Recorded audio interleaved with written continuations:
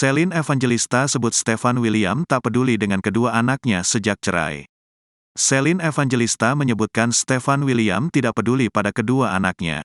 Dari pernikahannya yang kini telah berakhir cerai itu, Celine Evangelista dan Stefan William memiliki dua anak bernama Lucio Otil William dan Eadred Koa Louis Miguel.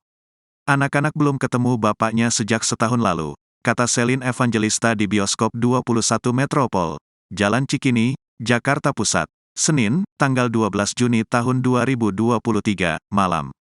Celine Evangelista kecewa melihat sikap mantan suaminya tersebut. Ada kekecewaan, tapi biarkan saja, aku hanya bisa mendoakan, kata Celine Evangelista yang kini berusia 31 tahun itu. Saat ini Celine Evangelista tetap menjalankan perannya sebagai ibu sekaligus ayah untuk anak-anaknya meski tidak ada perhatian dari Stefan William. Apapun yang aku lakukan di luar rumah, hanya demi anak-anak, ucap Celine Evangelista.